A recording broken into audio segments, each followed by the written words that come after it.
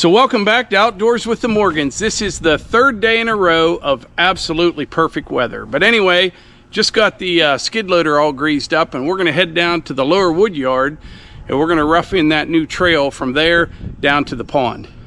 All right, here we are at the lower wood yard. We're at the start of the trail right here.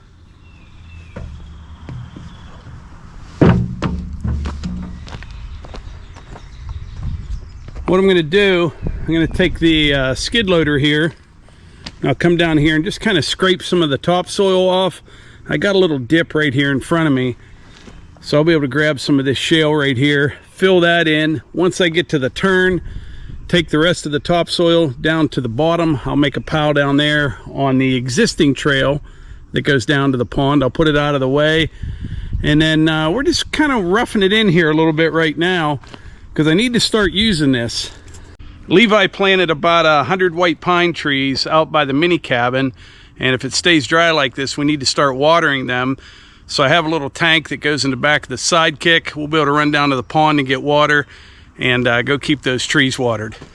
Plus, this is the way, you know, I got to go down past the pond and down my sister's driveway to get to my mom's place. I've got another trail way out there. It's a real long trail, then another real steep hill. This is the shortest route down there. So it'd be nice to make this good enough that I can get the zero-turn mower down here as well. So when I go down to my mom's, I don't have to put on a trailer or anything or run it down the road. I can just come down through the woods. But anyway, I better get started.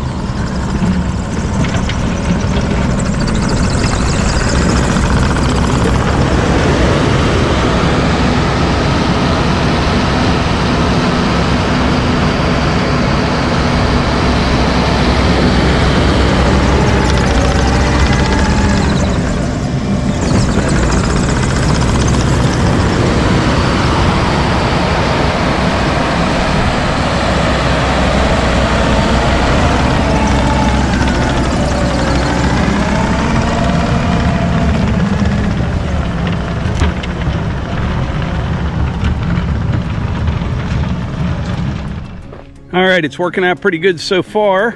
This shale, it makes really nice stuff. You know, it's not as good as a limestone road or anything like that, but it makes a real nice base, and it doesn't get real sloppy, you know, compared to topsoil when it gets wet. But what I'm going to do now is come down here in this turn, strip this topsoil off from here the whole way down to the other trail, and then I'll bring a little bit more shale in here, build up in this area right here, because as you make that turn, you don't want to be leaning that way. So it should work out actually better than what I thought it would. It's going to come out pretty nice.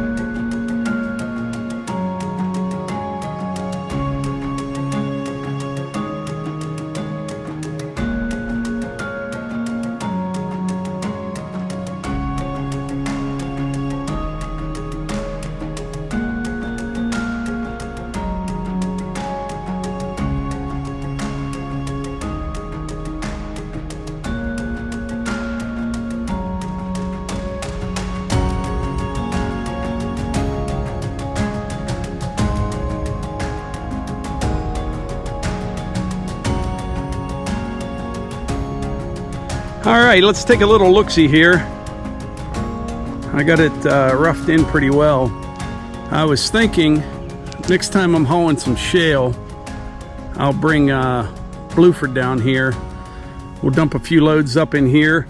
Probably only take 4 loads. And what I'll be able to do is coat the rest of this trail. You can see I got down to the turn right here. You can see the different color and dirt here. This is the shale. A little bit of clay mixed in there, but this compacts really well.